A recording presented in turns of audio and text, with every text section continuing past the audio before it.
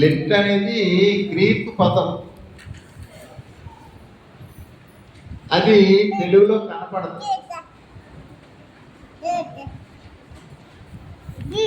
అంచేత ఇది చాలా మంది దీన్ని ఆచరించొచ్చా ఆచరించకూడదా, సైతాన్ ఏం చేస్తే మనలో మనకే ప్రశ్న మరి ఇది చేసి మనను లోకంలోనికి ఈడ్చుకొని పోతుంది. నేను యూట్యూబ్లో దగ్గర 15 మెసేజెస్ ఉన్నాను. పాత నిబంధనలో సంఖ్యాకాండములో 16 అధ్యాయము 34వ వచనంలో చెప్తాడు.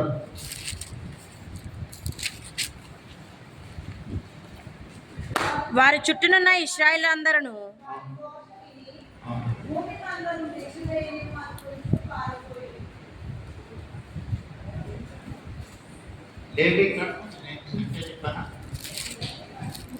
లేవి కాండం 16:34.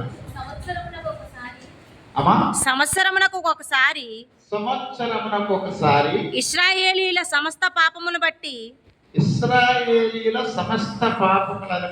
వారి నిమిత్తము ప్రాయశ్చిత్తము చేయుటకు ఇది మీకు నిత్యమైన కట్టడ. ఇది నీకు నిత్యమైన కట్టడ. ఇది ఇక్కడి నుంచి స్టార్ట్ అయింది. ఉపవాస దినములు అనేవి ఇక్కడి నుంచి స్టార్ట్ అయ్యి ఒరిజినల్ గా 40 days ఎందుకు వచ్చినాయి అంటే కాన్స్టాంటైన్ నోబుల్ చక్రవర్తి వాడు క్రిస్టియానిటీ తీసుకున్నాడు. క్రిస్టియానిటీ ఎప్పుడైతే తీసుకున్నాడో నేను బాప్తిజం తీసుకున్నాను, మీరు అందరూ కూడా బాప్తిజం తీసేసుకోమని చెప్పేసి, అంటే రాజు చెప్పాడు కాబట్టి వీళ్ళు తీసేసుకున్నారు. అప్పుడు బిషప్స్ సేవకులు మరి వీళ్ళకి వాక్యం నేర్పాలి కాబట్టి పశ్చాత్తాపము పాప పరిహారం అనేది వీళ్ళకి కావాలి కాబట్టి ఈ 40 దినాలను మరి ప్రాక్టీస్ లోనికి తీసుకొచ్చారు. దీన్ని ఎలా తీసుకున్నారంటే మోషే ధర్మశాస్త్రాన్ని మరి కొండ మీద 40 దినాలు ఉపవాస ప్రార్థన చేసిన తర్వాత ధర్మశాస్త్రం ప్రజలకు ఇవ్వబడింది. అలాగే యేసు ప్రభు వారు కూడా మనం రక్షించడం కొరకు సువార్త ప్రారంభించే ముందు 40 దినాలు ఉపవాసం ఉండి ప్రార్థన చేశాడు. అలానే మరి నినివే పట్టణస్తులు నాశనమైపోతుంటే యోనా అక్కడికి వెళ్ళి మరి వారికి బోధ చేస్తే వారు రాజు మొదలుకొని 3వ అధ్యాయం ఉంటుంది. యోనా గ్రంథము 3వ అధ్యాయం.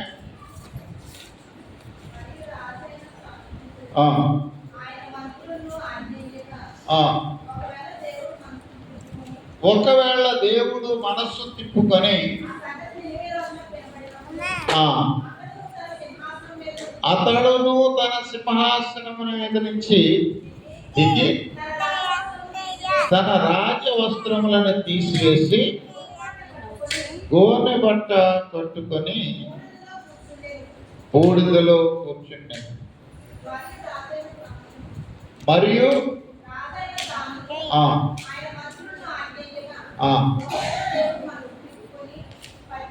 పశ్చాత్తాపడ్డాడు. నిజంగానే పశ్చాత్తాపడ్డాడు దేవుడు. అక్కడ 40 దినాల ఉపవాసం దేశమంతా పశువులతో సహా చేస్తే మరి అక్కడ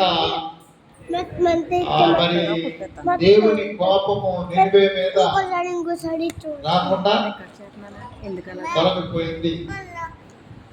ఇప్పుడు మనము నినివే లాంటి వారమేమో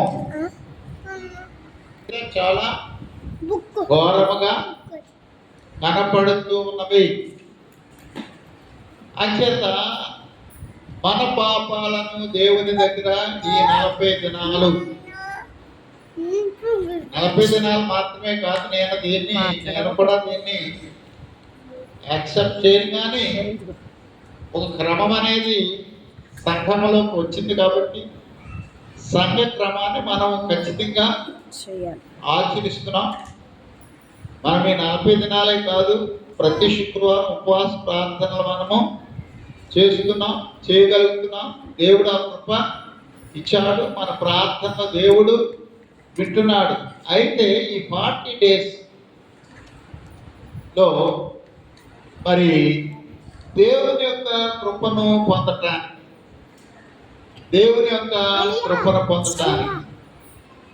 పాప పరిహారం యోవేలు గ్రంథంలో ఏమంటున్నాడు? 19:15 సియోనులో బాకా ఊదుడి, ఉపవాస దినమును ప్రతిష్ఠించుడి. ఏ ఉప్పే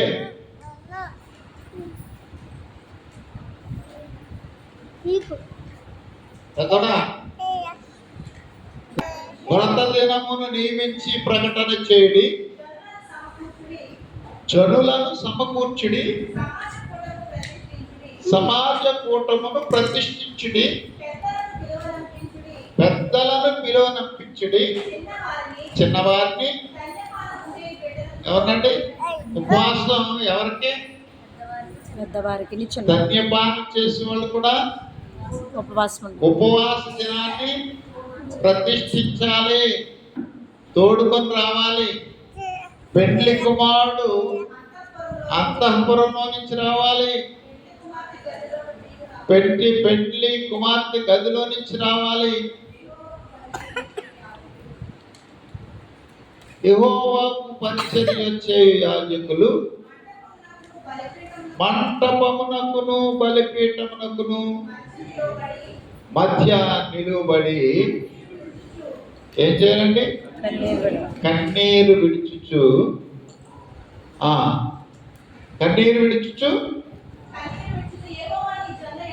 యెహోవా నీ జనుల ఎడల జాలి చేసుకుని. ఆమేన్ చెప్దాం.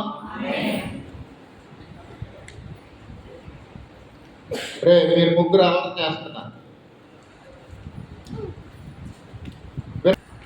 ఇక్కడ చెప్తున్నాడు కదా, ఏ ఒక్కరిని విడిచిపెట్టలేదు. ఇంట్లో ఉన్న వాళ్ళందరూ రావాలి, పెళ్లి కుమారుడు పెళ్లి కుమార్తె కూడా రావాలి. అలాంటి పరిస్థితుల్లో మీరు ఈ యొక్క ఉపవాస దినాన్ని ప్రతిష్ట చేసుకుని ఏం చేయాలి? కన్నీరు పెడతారు. కన్నీరు విడిచుచు యెహోవాని జనులు దుఃఖించుచు మనఃపూర్వకముగా. ఇదేది నిన్ను పిమ్మన్నది? కన్నీరు విడిచుచు దుఃఖించుచు మనఃపూర్వకముగా తిరిగి నా యొద్దకు రండి. అలవాటుగా రావద్దు, అది చెప్తున్నా. ఎవరు చెప్పునా ఈ 40 దినాలు మట్టుకే ఉపవాసం అయితే దేవునికి నీకు సంబంధం అనేది లేదు. ఉపవాసం అనేది 365 రోజులు నీకు ప్రభుకి సంబంధం అనేది ఉండాలి. 365 రోజులు ప్రభుతో నీవు ఐక్యత కలిగి జీవించడానికి, ప్రభుని ఎదుర్కొనడానికి, ప్రభుతో సహవాసం చేయడానికి, ప్రభు యొక్క ఆశీర్వాదాలు పొందుకోవడానికి ఈ యొక్క 40 దినాల్లో నువ్వు కొంచెం క్రమపరచట కొరకది ఈ లెంటెన్ దినాలు ఏర్పాటు చేయబడ్డాయి. వాస్తవమే చెప్తున్నారు. మరి ట్రెడిషనల్ అంటే మరి కెథోలిక్, లూథరన్, సిఎస్ఐ ఆ తర్వాత చాలా సక్సెస్కి వచ్చింది అనుకోండి. మొట్టమొదట పూర్వకాలము పునాది, వాక్య పునాది కలిగిన సంఘాలు ఈ సంస్థలు మూడే. వాటి ద్వారా ఈ యొక్క ఆచారము ముందు మనకు వచ్చింది, ప్రపంచమంతా వచ్చింది. ఇప్పుడు ఎందుకంటే నేను సేవకు వచ్చిన కొత్తలో పెద్దకొస్తోళ్ళు వీళ్ళెవడో క్రిస్మస్ చేసేవారా చెప్పండి, మీకు తెలుసా? లేమ్యాన్ ఎమెంజెస్ కానీ, బక్సింగ్ గ్రూప్ కానీ వీళ్ళందరూ క్రిస్మస్ చేసేవారు కాదు. ఇప్పుడు ఎందుకు చేస్తున్నారు?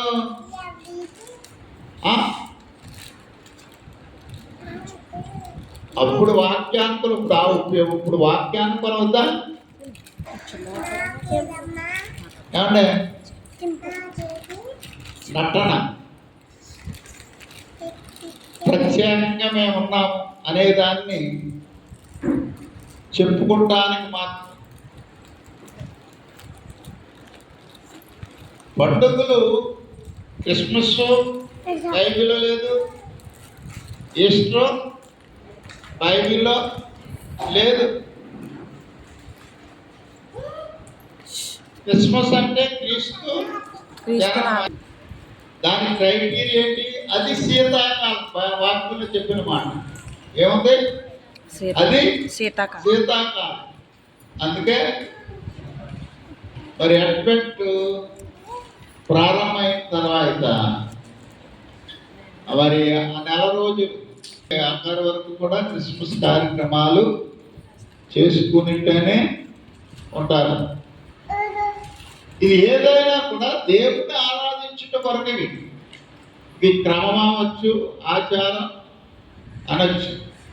ఈ ఆచారాన్ని అదే క్రమాన్ని ఆచారంగా మళ్ళీ చేస్తూ ముందు శిష్యులకు ప్రార్థన రాదు, వచ్చా ఏమన్నారు? ప్రభువా ప్రార్థన నేర్పించమని. అప్పుడు నేర్పాడు ప్రార్థన. అదే ప్రభువు ప్రార్థన, పరలోక ప్రార్థన దాని పేరు. ప్రభువు నేర్పిన ప్రార్థన. దాన్ని పరలోక ప్రార్థన అని మనం అనుకుంటాం. మా అందరూ కళ్ళు మూసి చెప్పేస్తా చెప్పా. కొన్ని సంఘాలు చెప్పిన నాకు ఏం తెలియదు, కానీ చెప్పే వాళ్ళందరూ కూడా ఇంచుమించు 90% పరలోక ప్రార్థన చెప్పిన సంఘం అనేది ఉండదు. అందరూ ఏం చేస్తారు? కళ్ళు మూసుకుని చెప్పేస్తారు. కానీ అందరూ ఏముంది? ఒక విషయంగా పరలోకమందున్న మా యొక్క తండ్రి, మా తండ్రి అంటే నా తండ్రి కదా, అక్కడ మనందరికి తండ్రి ఎక్కడున్నాడు? పరలోకంలో ఉన్నాడు. అది మనం స్పాంటేనియస్ గా వచ్చేస్తున్నాం. అయితే దాన్ని మనం ఎలా ఏ విధంగా దాన్ని మనం అప్లై చేసుకోవాలనేది మనకు అర్థం. నేను ఒక పెద్దకొచ్చి పార్టీని అడిగాను, మీరు పరలోక ప్రార్థన ఎందుకు చెప్పరు బాబు అన్నాను నేను. మా శత్రువులను మేము క్షమించిన ప్రకారము మా పాపములను క్షమించు. ఇది అబద్ధమే చదువుతాను. ఏంటనమాట? క్షమించుకోకుండా ప్రార్థన మనం చేసేస్తాం. మంచిదా, స్ఫూర్తి మంచిదే, కానీ నువ్వు క్షమించుకోకుండా బాగు చేసే ప్రయోజనం ఏంటి? క్షమించుకోకుండా నువ్వు బాగు చేసే ప్రయోజనం ఏంటి? క్షమించుకోకుండా నువ్వు దేవుని యొక్క బిడ్డగా ఉండటానికి అవకాశం ఎలా ఉంటుంది? ఉండదు కదా. అంచేత రాను రాను మనకి ఏమైపోతుందంటే అలవాటుగా దీన్ని మార్చేస్తున్నాం. ఆత్మీయత నుంచి అలవాటుగా రూపాంతరం చెందిపోయింది. అందుకే దీన్ని ఆచారం అంటారు. ఏమన్నారు? ఆచారం. ఇది ఆచారం మాత్రం కాదు, ప్రభువుతో సహవాసం. ప్రభు దగ్గర మనం పరిపూర్ణంగా మరి సమర్పించుకొని మన అతిక్రమాలు హృదయపూర్వకంగా దేవుని ఎదుట ఏమైనా మధ్యలో చేసుకుంటాం అర్థమేంటి. మనకు కావలసినది ఏమిటంటే మన పాపాలను దేవుని దగ్గర ఒప్పుకుంటాను. ఉపాసనాన్ని ఎందుకు ప్రతిష్ఠించాలంటే మన పాపాలు దేవుని దగ్గర ఒప్పుకోవాలి. ఇప్పుడైనాను అంటున్నాడు. ఇప్పుడైనా మీరు ఎప్పుడైనా సరే మీరు ఉపవాసం ఉండి కన్నీరు విడవాలి.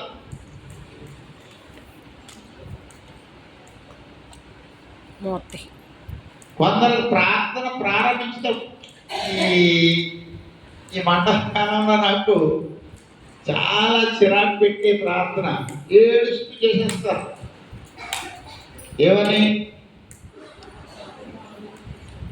యేసయ్యా నీ కాళ్ళకు అయిపోతారు, యేసయ్యా నీ చేతులకు అయిపోతారు, యేసయ్యా నీ తలకు అయిపోతారని ఏడ్చేస్తున్నారు. యేసయ్య గురించి నువ్వు ఏడవలసిన పని అందుకేమన్నాడు? మీ కొరకును మీ పిల్లల కొరకు ఏడమన్నాడే. మనం ఏం చేస్తున్నాం? ఆయన కొరకు సేపు ఏడుస్తూ పాపం చేస్తాం ఈ మండల కాలం. ఆ ఏడు కదా ఆయన ఎడమని. నీ అంతరంగ పాపము, నీలో ఉన్న పాపాన్ని గుర్తించుకుని ఆ పాపమును బయటికి పారవేస్తూ ఏకం చేస్తాడు. ఈ ప్రార్థన కెద్రోజు వాగు దగ్గర ఎంతసేపు చేస్తాడు? తెల్లవారు పెనుగులాడు పెట్టినారంటే ఏకం ఎక్కడ చేసాడే ప్రార్థన? ప్రేమ ఎక్కడ చేశాడు ఏకము ప్రార్థన? ఎబ్బేరేవు దగ్గర.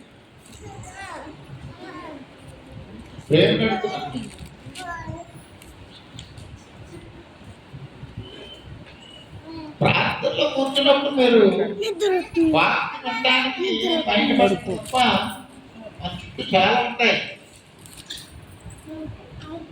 అవన్నిటిని కూడా చూడొచ్చు, కానీ మన మనస్సు అంతా దేవుని మీద మాత్రం ఉంటేనే వాక్యం మనకి తీవ్రకరంగా ఉండటానికి అవకాశం. కాబట్టి ఈ యొక్క రాత్రికాల సమయంలో లెంట్ ప్రారంభ దినము ఈరోజు బుధవారం. అంటే ఇక్కడి నుంచి 40 దినాలు కాదు, ఇక్కడి నుంచి అయితే 46 దినాలు. అంటే 6 ఆదివారాలు వస్తాయి. 6 ఆదివారాలు లెక్కల్లోకి రావు, మామూలు దినాలే ఉపవాస దినాలుగా మనం చేసుకోవాలి. మరి మీరు ఉపవాసం ఉంటున్నారో లేదో నాకు తెలియదు, కానీ నేను మాత్రం ఉపవాసం ఉంటాను. ఎందుకు అంటే వాక్యం చెప్పింది. ఏమని చెప్పింది? What is not by fasting. 58వ అధ్యాయం యెషయా గ్రంథం 58వ అధ్యాయంలో జమ్ము వలె మరి తల వంచుకొని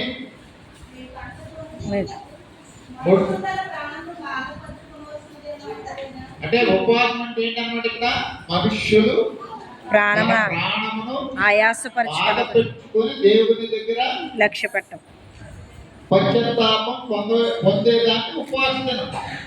అంతేకాదు, మరి బైబిల్ ఎంత తెలిసిపోతారు. నేను చెప్పవలసిన పని మనుష్యుని యొక్క ఉపవాసం అంటే ప్రాణాన్ని బాధ పెట్టుకుని వాస్తవంలోనికి వచ్చి పట్టమే ఉపవాసన. ఇది నిజమైన ఉపవాసం కాదు. కాదు. వాడు చెప్తున్నాడు ఏంటి what is meant by fasting అంటే మొట్టమొదట దుర్మార్గులు కట్టిన కట్లను విప్పుటయు మాను మేకులను తీసే బాధింపబడి వారిని విడిపించుటయు ప్రతి కాడిని విరగొట్టుటయు నేను ఏర్పరచుకున్న ఉపవాసం. కాడంటే ఏంటంటే మనం మోసే ప్రతి భారం. కాడ ఎక్కడ ఉంటుంది? భుజం మీద, ఎద్దుల మీద ఉంటుంది,